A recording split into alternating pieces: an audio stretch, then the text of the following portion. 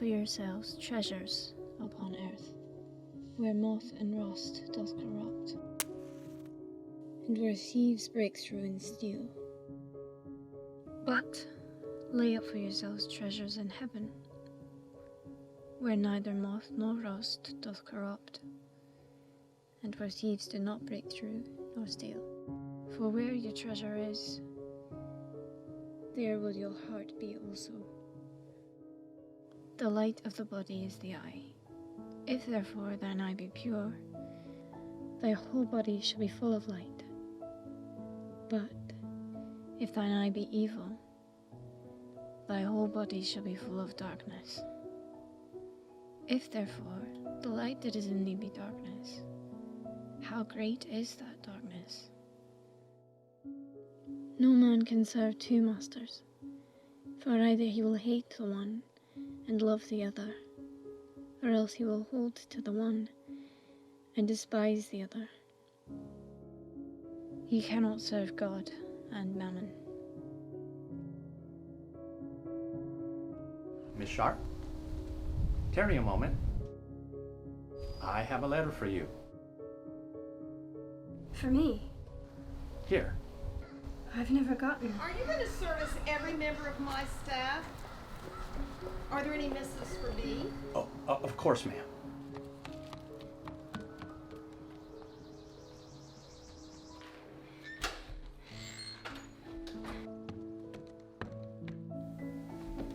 Sharpe. Kellen?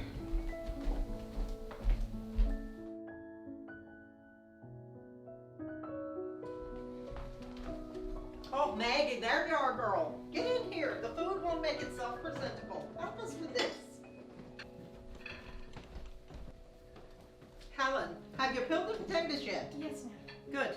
Good. We'll have luncheon before breakfast.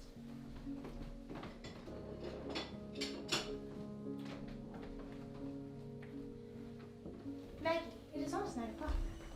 Oh, thank you, Helen. Helen, don't you hear the kettle whistling? Yes, ma'am. Would you tend to it? Yes, ma'am.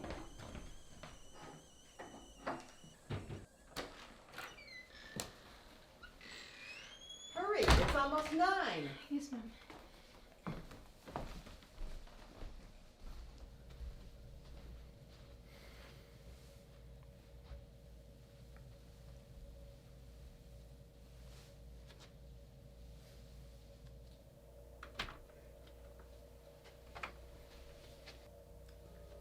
Oh, Maggie, do you know what God did for me today? This morning I had the most horrible cough, and I asked God if he would make it stop, and he did. Kai, why did you not call for help? But I did. I called on Jesus.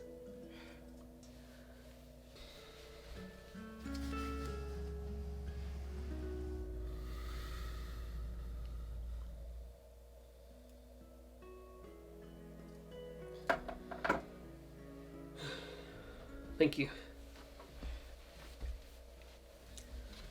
What's that? I got a letter this morning. Really? Who from? I don't know, I haven't read it yet. I'm worried I won't know all the words. Oh, you should have asked me, Maggie. I can help you with the words.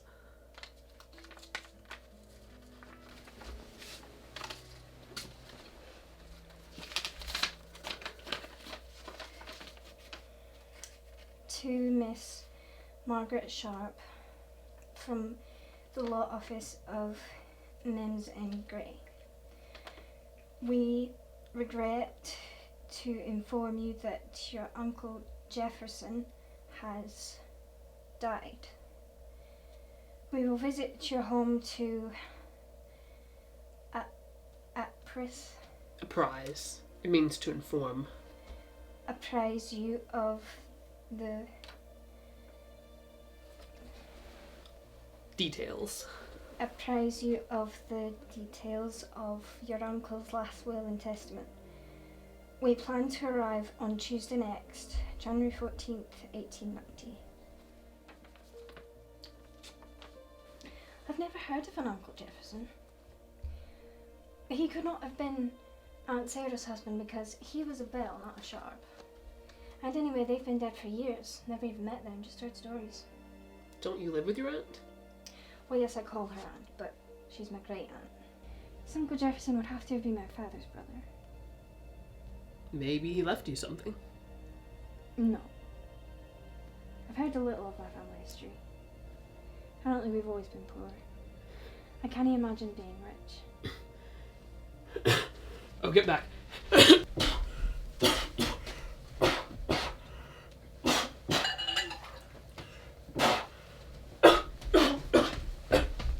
No, not yet.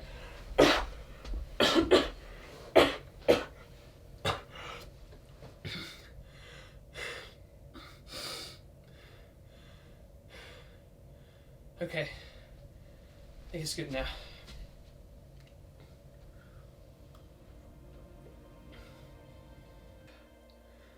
Thank you.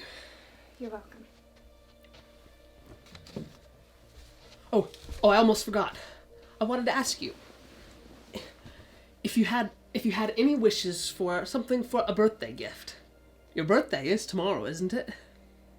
It's the day after tomorrow. I knew it was close. My only wish is for the happiness of those around me. Well, what if there was something special like just for you? What would it be? A rose.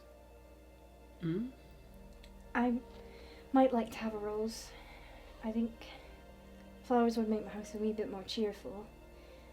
And I could press the petals and keep them for a long while. I should like to have a rose that stays in bloom forever. Alas, such a thing does not exist. I doubt a rose would survive more than a day in this weather. Never mind. Maggie, it's time to go. Bye. Bye.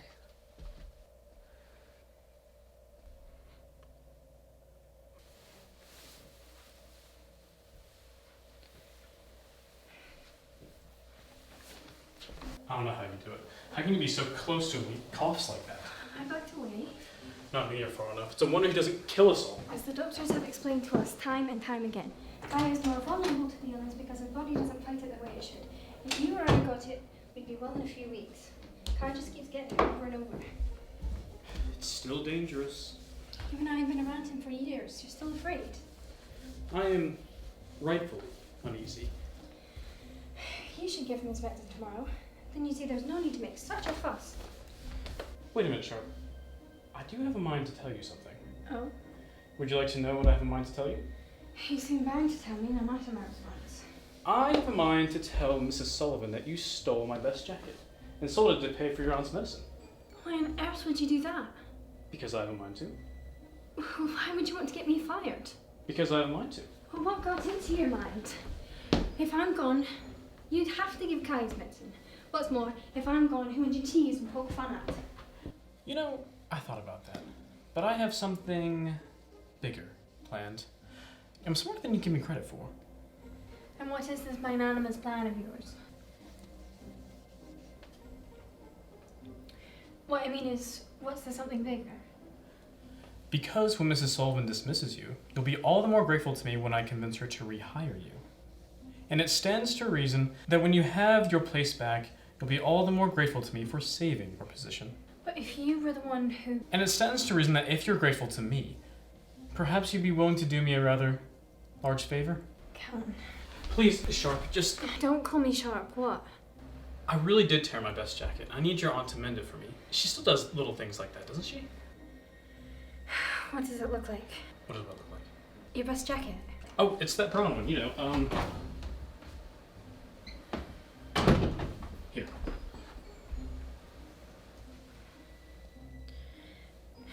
I'll take it home to Aunt and she'll mend it for you. Thank you, Sharpe. Don't call me that. All right, Sharpe.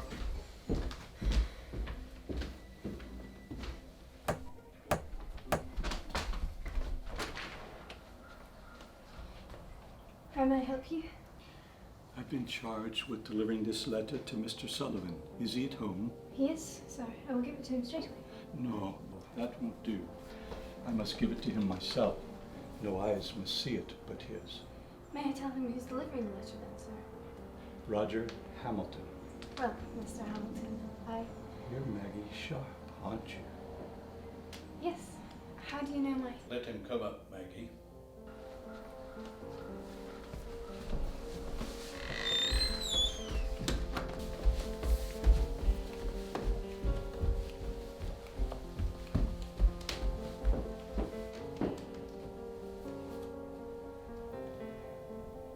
How did he know my name? Helen, who was that? I don't know.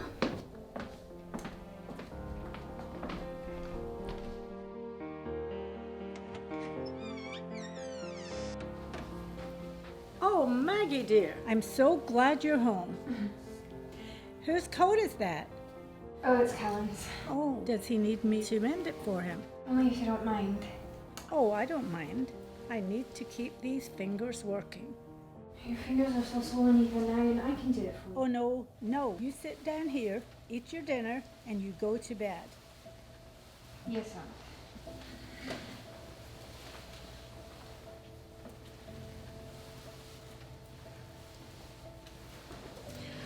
Aunt, you'll never guess what happened at the Sullivan's today. I surely won't. Tell me. A letter came for me.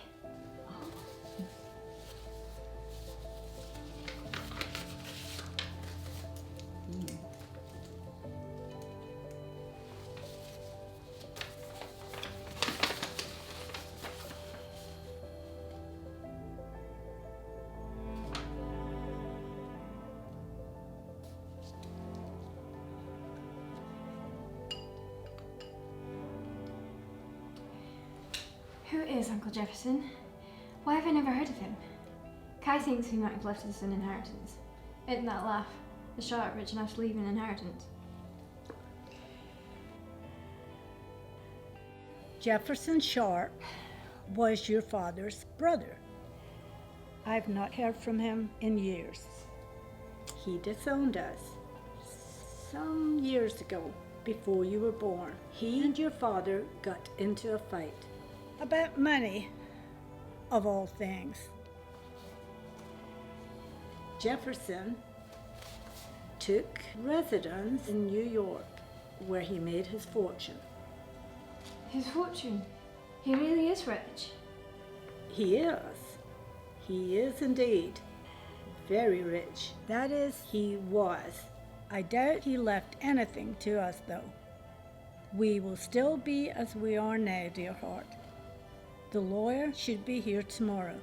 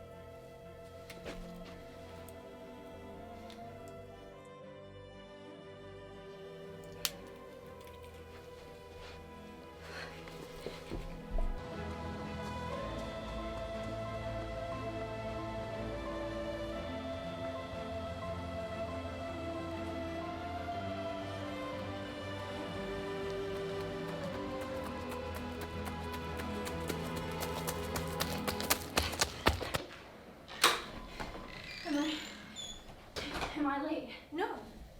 1 minute more and you would have been.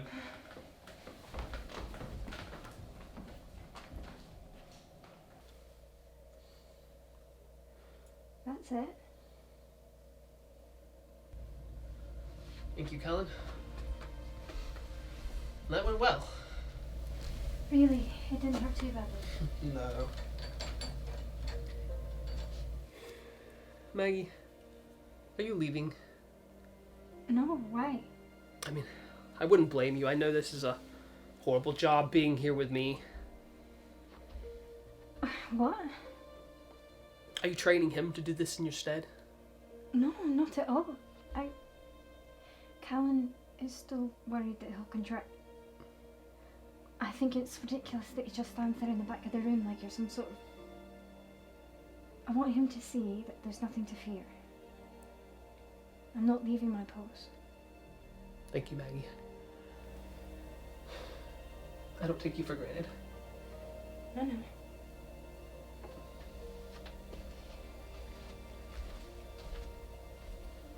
Okay. What's this on your desk? Are you carving something? Well, yes, actually. Is this when have you taken up carpentry? Since yesterday. You are tremendously talented. It's beautiful. Can you tell what it's meant to be? Why, of course, it's a rose. It was supposed to be a surprise. A surprise? For your birthday gift. A rose, that's what you wanted. A rose impervious to death, always in bloom. It isn't finished yet. I still have to paint it. Oh, you're right. That will make it even better. And I shall be all the more surprised tomorrow. Good. So, what did you learn about the letter? Oh yes, the letter.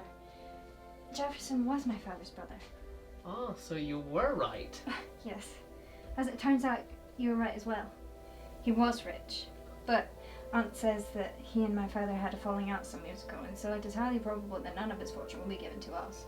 Well, things don't always go the way we want them to. I would not know what to do with a great sum of money if it belonged to me. I can't even imagine it. I'm sure you would think of something brilliant to do with it. I would take away your pain, your illness. I would pay someone and they would take it away instantly. Well, how much would that cost? You'd have to register me right away. No, I have faith. God will heal me. One day. One day I'll be able to walk out in the street and greet people. No one will need those anymore.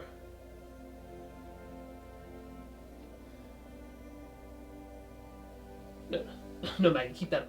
No, Maggie, I didn't mean it that way. Stop it.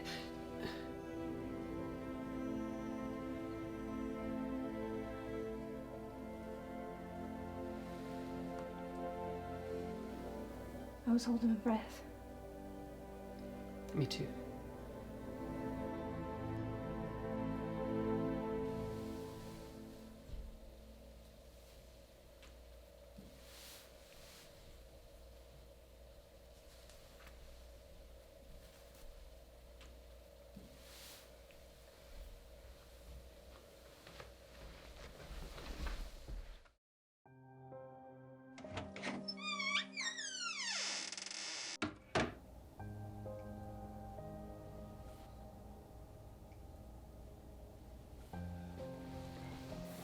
There she is. This is my niece, Margaret Sharpe. Maggie, Mr. Gray. I hope I have not kept you waiting long. We've only been here 5 minutes. Allow me to introduce Mr. Trivett, your uncle's solicitor.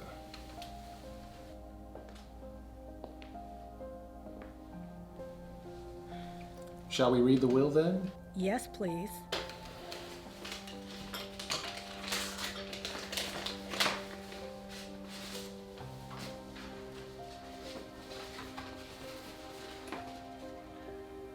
To whom it may concern, the last will and testament of Mr. Jefferson Sharpe. To my brother I leave no goods of a monetary nature. I leave him my forgiveness.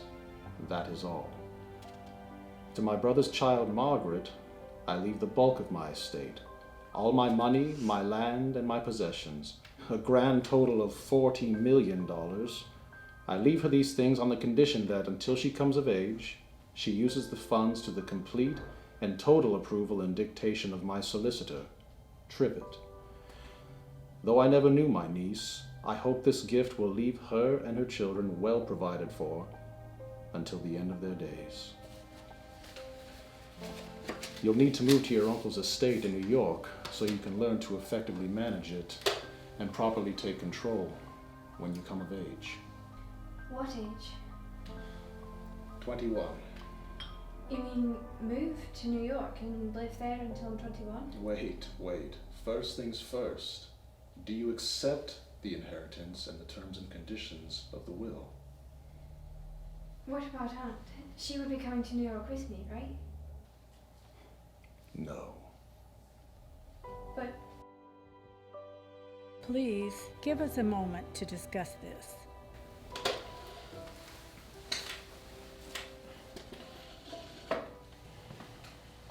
This is an opportunity of a lifetime for you, love. God has blessed you so abundantly. It's enough for me to know that you're taken care of. I don't always have to be a part of it, and you can always come and visit. What do you think about this, dear heart?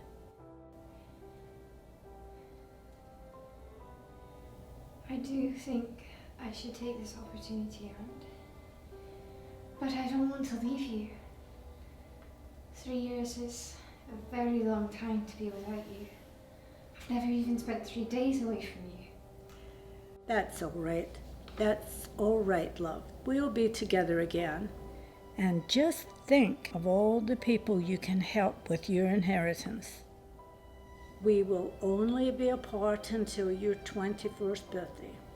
You will be surprised at how quickly the years fly. I'm going to miss you so much. She'll be ready to leave with you in the morning.